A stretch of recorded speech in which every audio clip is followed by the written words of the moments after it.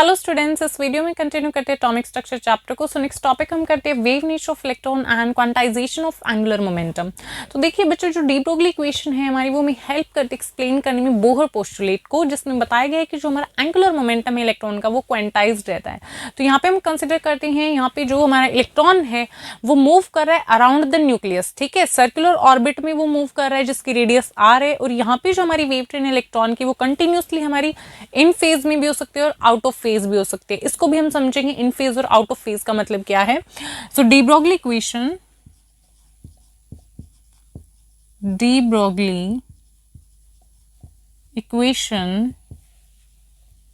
helped in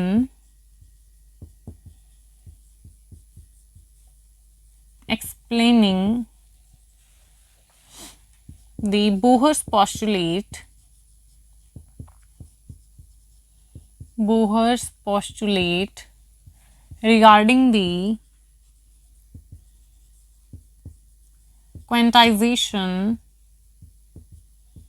regarding the quantization of angular momentum of an electron.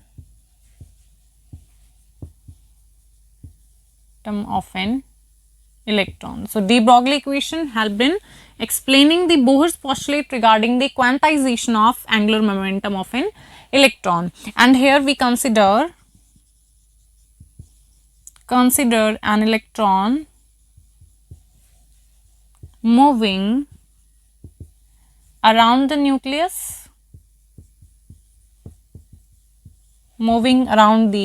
nucleus, in the form of wave की form में, ठीक है, in the form of wave in a circular orbit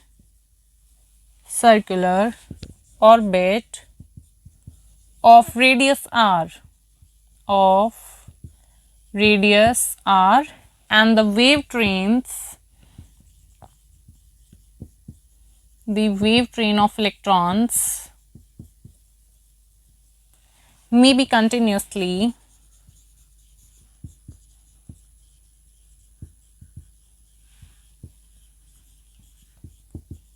in phase or out of phase. तो देखिए बच्चों, जो de Broglie equation है वो हमें हेल्प करती है एक्सप्लेन करने में बोहर पोस्टुलेट को regarding the quantization of angular momentum, ठीक है। जो इलेक्ट्रॉन है उसका जो एंगुलर मोमेंटम है वो क्या रहता है बच्चों, हमारा क्वांटाइज्ड रहता है। तो कंसीडर किया है यहाँ पे हमने इलेक्ट्रॉन है जो मूव कर रहा है न्यूक्लियस के अराउंड, किस फॉर्म में, वेव की फॉर्म में, ठीक है, वेव की फॉर्म में वो मूव कर रहा है और सर्कुलर ऑर्बिट में जिसकी रेडियस जो है वो हमारी आर है। और यहाँ पे जो वेव ट्रेन है इलेक्ट्रॉन्स की वो किस तरीके से है, वो हमारी कंटिन्यूसली इन फेज भी हो सकती है और आउट ऑफ फेज भी हो सकती है। तो अब हम समझते हैं इन फेज और आउट ऑफ फेज का क्या मतलब है यहाँ पे। सो नेक्स्ट हम देखते हैं वेव इन फेज और आउट ऑफ फेज का मतलब क्या है बच्चों। तो देखिए वेव इन फेज, तो यहाँ पे क्या होगा, जो हमारी दो एंड है वेव के वो इस तरीके से मीट करेंगे, मिलेंगे कि यहाँ पे हमें एक रेगुलर सीरीज में क्रस्ट एंड ट्रफ देखने को मिलेंगी। तो देखिए ये हमारी वेव है, तो इसका जो हाईएस्ट सरफेस पार्ट है इसे हम क्या बोलते हैं, क्रस्ट, और लोएस्ट जो पार्ट है इसे हम क्या बोलते हैं, ट्रफ, ठीक है, क्रस्ट एंड ट्रफ। सो क्या बोलेंगे हम यहाँ पे, if the two ends of the wave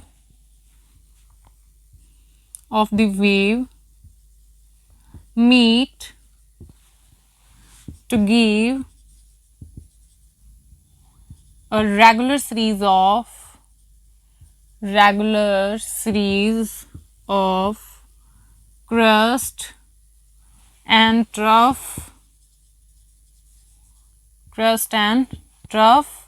and the wave motion is said to be in phase, and such a wave is called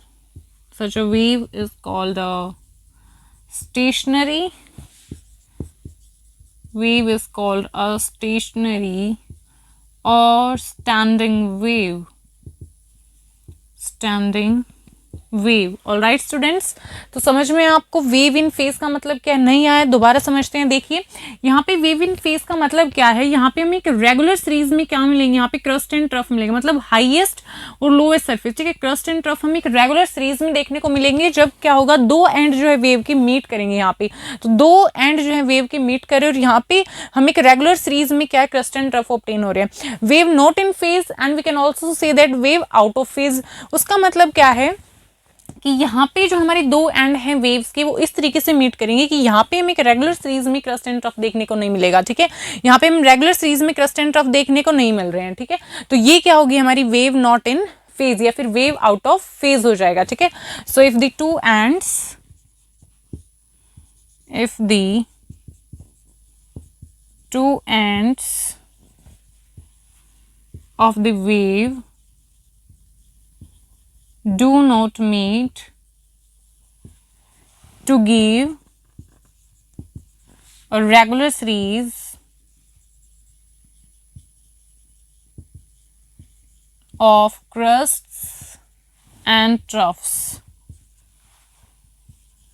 Crusts and troughs, the wave motion is said to be,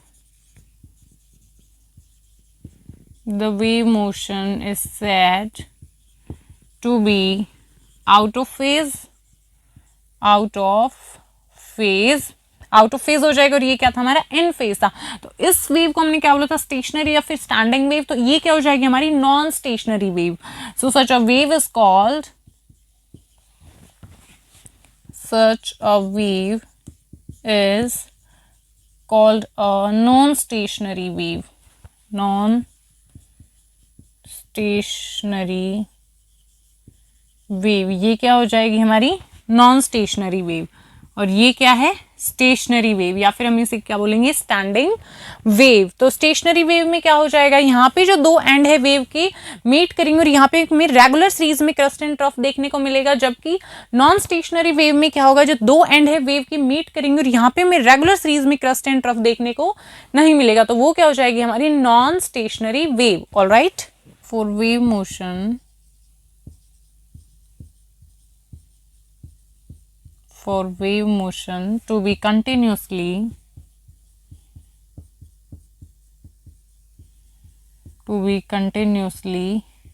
in phase, the circumference of the circular orbit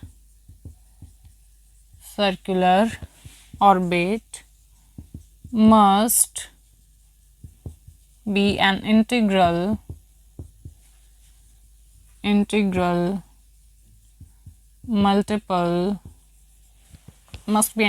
multiple of the number of wavelengths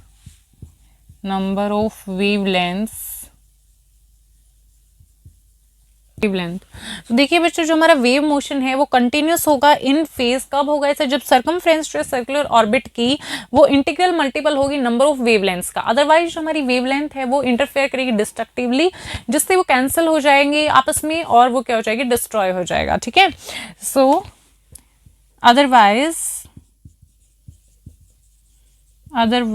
the wave would interfere destructively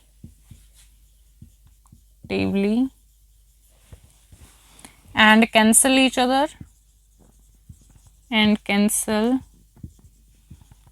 other and thus destroy itself, जिससे वो क्या हो जाएगी हमारी, destroy हो जाएगी। Alright, सो wave motion को continuously in phase होने के लिए क्या होना चाहिए, जो सर्कमफ्रेंस है सर्कुलर ऑर्बिट की वो क्या होनी चाहिए, इंटीग्रल मल्टीपल होनी चाहिए नंबर ऑफ वेवलेंथ्स का। ऑलराइट, तो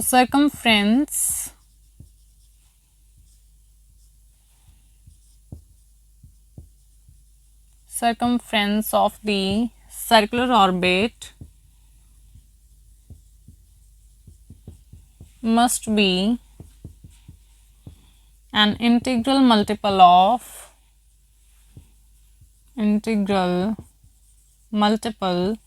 of electron wavelength, electron wavelength, that is circumference, that is equal to n lambda. Okay, circumference is equal to n lambda and circumference is 2 pi r. 2 pi r is equal to n lambda. ठीक है, इसके equal हो जाएगा 2 pi r is equal to n lambda. और according to de Broglie equation क्या होता है बच्चों, h by mv. ठीक है, lambda is equal to h by mv, but according to de Broglie's wavelength,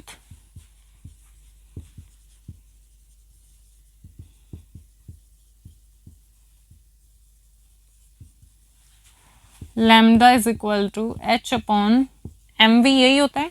तो लैम्डा की जगह हम इसको पुट कर देते हैं 2 pi r is equal to n h upon mv हो जाएगा. और यहाँ से क्या आ जाएगा हमारे पास, mv r is equal to n h upon 2 pi. तो यहाँ से हमें क्या पता चल रहा है कि जो एंगुलर मोमेंटम है वो क्या है, हमारा इंटीग्रल मल्टीपल है h बाई 2 पाई का. ऑलराइट, सो दस the angular momentum of an electron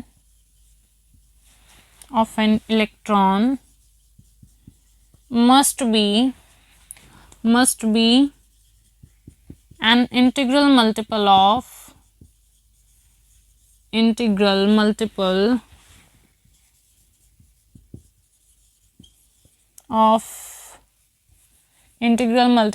h by 2 pi. तो यहाँ से हमें क्या पता चला कि जो हमारा एंगुलर मोमेंटम है इलेक्ट्रॉन का वो क्या होगा, must be an integral multiple of h by 2 पाई. इसलिए जो हमारा एंगुलर मोमेंटम है वो क्या है, क्वांटाइज्ड है. So angular momentum, the angular momentum is quantized. Angular momentum is quantized. ठीक है बच्चों, समझ आ गया ये आपको. दोबारा देखिए, जो हमारी सर्कमफ्रेंस है सर्कुलर ऑर्बिट की, वो क्या होनी चाहिए, इंटीग्रल मल्टीपल होना चाहिए इलेक्ट्रॉन वेवलेंथ का, वेव इन फेज होने के लिए. ठीक है, वेव इन फेज होगी तो क्या होगा, वहां पे सर्कमफ्रेंस जो सर्कुलर ऑर्बिट की वो इंटीग्रल मल्टीपल होगी इलेक्ट्रॉन वेवलेंथ का. तो circumference is equal to N lambda, and circumference के आगे हमारी 2 पाई आर होती है, so is equal to N lambda. और अकॉर्डिंग टू डी ब्रोगली जो हमारी इक्वेशन होती है, according to de Broglie equation, तो देखिए इसके अकॉर्डिंग क्या होता है, lambda is equal to h upon में mv होता है. सो यहाँ पे हमने क्या कर दिया, लैम्डा की जगह पे h बाई mv. तो यहाँ से क्या आ गया हमारे पास mvr और nh अपॉन में 2 पाई. तो यहाँ से हमें क्या पता चल रहा है, जो एंगुलर मोमेंटम है इलेक्ट्रॉन का वो क्या है, integral multiple of h by 2 पाई. दस the angular momentum of an electron must be an integral multiple of h by 2 pi and the angular momentum is quantized. Okay, so next हम देखते हैं significance de Broglie concept का. तो देखिए बच्चों, जो हमारा डी ब्रोगली कंसेप्ट है वो सिग्निफिकेंट होता है सिर्फ जो हमारी माइक्रोस्कोपिक पार्टिकल्स होते हैं उनके लिए, लाइक इलेक्ट्रॉन्स हैं, प्रोटॉन्स है, एटम्स, मॉलिक्यूल्स, ये क्या है हमारे माइक्रोस्कोपिक पार्टिकल्स, और इन्हीं के लिए क्या है ये सिग्निफिकेंट है. बट जब इसको अप्लाई करते हैं माइक्रोस्कोपिक बॉडीज पे, ये क्या हो जाता है, हमारा सिग्निफिकेंट नहीं रहता है. सिग्निफिकेंट नहीं है ये माइक्रोस्कोपिक बॉडीज के लिए. ऐसा क्यों है, बिकॉज जो हमारी लार्ज बॉडीज होती हैं, माइक्रोस्कोपिक बॉडीज होती हैं, उनके लिए जो हमारी एसोसिएटेड वेव्स होती हैं, उनकी जो वेवलेंथ्स आती हैं हमारे पास वो बहुत ही कम होती है, जिसको हम अवेलेबल मेथड से मेजर नहीं कर सकते. तो इसलिए क्या है, ये हमारे सिग्निफिकेंट नहीं है for macroscopic bodies. Alright, so the de Broglie concept, D Broglie's concept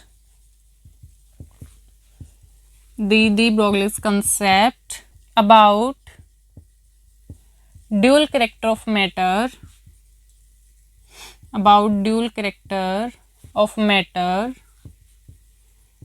is significant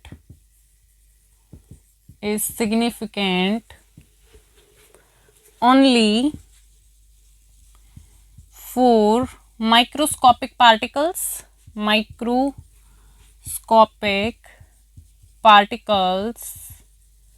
such as electrons, protons atoms, molecules etcetera. Okay, देखिए जो हमारा डी ब्रोगली कंसेप्ट है बच्चों about dual correct of matter, वो सिर्फ significant है किसके लिए, हमारी माइक्रोस्कोपिक पार्टिकल्स के लिए। इसमें कौन से आ जाएंगे, like electrons, protons, atoms, molecules, ions etcetera. Okay, तो ये सब जो हमारे माइक्रोस्कोपिक पार्टिकल्स हैं इनके लिए सिग्निफिकेंट है। समझ आई बात। जबकि अगर हम बात करते हैं मैक्रोस्कोपिक बॉडीज की, ये क्या हो जाता है हमारा, सिग्निफिकेंट नहीं रहता। So it losses its significance when applied to macroscopic bodies,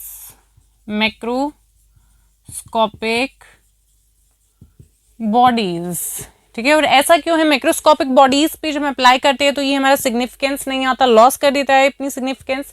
ऐसा इसलिए होता है बच्चों बिकॉज जो हमारी लार्ज बॉडीज होती हैं, जो मैक्रोस्कोपिक बॉडीज होती हैं, वहाँ पे जो हमारी वेवलेंथ आती है एसोसिएटेड वेव्स की वो बहुत ज़्यादा कम आती है, और जिसको हम अपनी जो अवेलेबल मैथड से उससे मेजर नहीं कर सकते। तो इसलिए हम बोल सकते हैं कि जो हमारी मैक्रोस्कोपिक बॉडीज हैं उनके पास क्या है, have no de Broglie wavelengths. Alright, so the wavelengths of the associated पे आ जाएगा for large bodies या फिर for macroscopic bodies, for macroscopic bodies the wavelengths of the associated waves are very small, very small. वो क्या होती है, बहुत ही कम होती है बच्चों। तो देखिए मैक्रोस्कोपिक बॉडीज के लिए जो हमारी वेवलेंथ आती है एसोसिएटेड वेव्स की वो बहुत ही कम होती है। तो इसलिए यहाँ पे क्या हो जाता है, ये हमारा सिग्निफिकेंट नहीं रहता जब हम इसको अप्लाई करते हैं मैक्रोस्कोपिक बॉडीज के लिए। और इसको ये जो हमारी वेवलेंथ है इसको मेजर नहीं कर सकते जो हमारे पास अवेलेबल मैथड्स हैं उनसे, and can't be measured by any of the available methods। और इस वेवलेंथ को हम क्या नहीं कर सकते, मेजर नहीं कर सकते अपने अवेलेबल जो हमारे पास मैथड्स हैं उनसे। And we can safely comment, we can safely comment that therefore we can safely comment that macroscopic bodies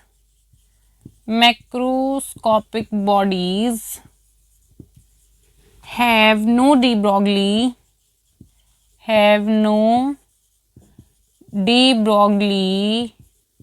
wavelengths. तो इसलिए हम क्या बोल सकते हैं कि जो हमारी मैक्रोस्कोपिक बॉडीज है उनके पास क्या नहीं है, नो डी ब्रॉगली वेवलेंथ्स। ठीक है, तो यहाँ पे हम लेते हैं इलेक्ट्रॉन जिसका मास जो है वो है 9.11 इंटू 10 की पावर -31 किलोग्राम, और जिसकी वेलोसिटी है 10 की पावर 6 मीटर पर सेकेंड। ठीक है, इलेक्ट्रॉन है यहाँ पे हमारे पास, ये क्या है, माइक्रोस्कोपिक पार्टिकल है। तो इसका जो मास है वो है 9.11 इन 10 की पावर -31 किलोग्राम एंड वेलोसिटी 10 की पावर 6 मीटर पर सेकेंड। तो यहाँ पे अगर हम देखते हैं डी ब्रॉगली कंसेप्ट के अकॉर्डिंग, यहाँ पे अगर हम वेवलेंथ को चेक करेंगे तो देखिए यहाँ पे क्या आ जाएगी, lambda is equal to h upon में mv। तो h 6.626 इंटू 10 की पावर -34 जूल सेकेंड, यही होती है जो हमारा h है, प्लैंक्स कांस्टेंट, इसकी वैल्यू यही है। उसके बाद मास क्या है 9.11 इंटू 10 की पावर -31 किलोग्राम, इंटू में वेलोसिटी कितनी हमारी 10 की पावर 6 मीटर पर सेकेंड। तो इसको जब हम सॉल्व करते हैं तो हमारे पास आंसर क्या आता है बच्चों, आप इसको सॉल्व कीजिएगा उसके बाद इसको देखिएगा। तो यहाँ पे जब हम इसको सॉल्व करते हैं तो आती है हमारे पास 0.727 इंटू 10 की पावर -9 मीटर। ठीक है, ये हमारे पास वैल्यू आती है। तो यहाँ पे हम क्या करेंगे, अब 7.27 कर देंगे इसको, तो यहाँ पे क्या आ जाएगा 10 की पावर माइनस 10 मीटर, और 10 की पावर माइनस 10 क्या होता है बच्चों हमारे एंगस्ट्रॉम, तो यहाँ पे हम क्या लिख सकते हैं 7.27 एंगस्ट्रॉम। तो ये क्या आ गई बच्चों हमारी वेवलेंथ आ गई इन केस ऑफ इलेक्ट्रॉन। तो इसी दूसरे वे में अगर हम निकालते हैं अपनी मैक्रोस्कोपिक जो हमारी बॉडी है उसके लिए, तो यहाँ पे हम बॉल लेते हैं, तो जो बॉल है उसका जो मास है वो है 0.01 किलोग्राम, ठीक है। और यहाँ पे जो इसकी वेलोसिटी है, जो वेलोसिटी है वो कितनी है, इलेक्ट्रॉन के बराबर है 10 की पावर 6 मीटर पर सेकेंड, ठीक है। इतनी ही वेलोसिटी है 10 की पावर 6 मीटर पर सेकेंड, मास है 0.01 किलोग्राम। तो यहाँ पे अगर हम वेवलेंथ कैलकुलेट करते हैं तो क्या आ जाएगी, फॉर्मूला क्या होता है, lambda is equal to H upon में mv होता है, तो h क्या हमारा प्लैंक्स कांस्टेंट, तो क्या हो जाएगा 6.626 इंटू 10 की power minus 34 joule second, and by में क्या हो जाएगा बच्चों m, मास कितना है 0.01 किलोग्राम, 0.01 किलोग्राम इंटू में वेलोसिटी वही सेम इलेक्ट्रॉन की जितनी है 10 की पावर 6 मीटर पर सेकेंड, ऑलराइट। तो यहाँ पे जब हम इसको सॉल्व करते हैं तो आंसर क्या आता है हमारे पास, देखिएगा 6.626 इंटू 10 की पावर माइनस 38 मीटर, ठीक है। ये हमारे पास आता है सॉल्व करके। इसको हम और किस तरीके से लिख सकते हैं, 6.626 और इंटू 10 की पावर माइनस 28 एंगस्ट्रॉम, बिकॉज 10 के पावर माइनस 10 क्या होता है बच्चों हमारे एंगस्ट्रॉम, तो इसलिए क्या कर दिया हमने, माइनस 38 है माइनस 28, तो यहाँ पे हम क्या लिख सकते हैं एंगस्ट्रॉम। तो कितनी आ गई वेवलेंथ 6.626 इंटू 10 के पावर माइनस 28 एंगस्ट्रॉम। तो यहाँ पे देखिएगा वैल्यू क्या है हमारे पास, और यहाँ पे देखिए वैल्यू कितनी कम वैल्यू है, ठीक है। तो इतनी कम वैल्यू होने की वजह से, वेवलेंथ की शॉर्ट होने की वजह से यहाँ पे ये कि हमारी इलेक्ट्रोमैग्नेटिक जो हमारी रेडिएशन होती है उनसे भी क्या है, ये बहुत ज़्यादा कम है, far shorter than the any of the electromagnetic radiation. तो इसलिए हम इसको जो हमारी अवेलेबल मेथड्स है उससे कैलकुलेट नहीं कर सकते हैं। तो इसलिए हमने क्या बोला, जो डी ब्रॉगली कंसेप्ट है इज ओनली सिग्निफिकेंट फॉर जो हमारी माइक्रोस्कोपिक पार्टिकल्स हैं उनके लिए, like electrons, protons, atoms, molecules, इन सब के लिए, ना कि जो हमारी क्या होती है मैक्रोस्कोपिक जो हमारी बॉडीज होती है उनके लिए सिग्निफिकेंट, ऑलराइट। सो हम यहाँ पे लिख लेते हैं this wavelength is far shorter than the wavelength of any electromagnetic radiation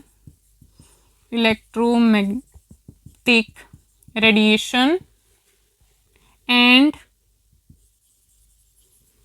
can't be measured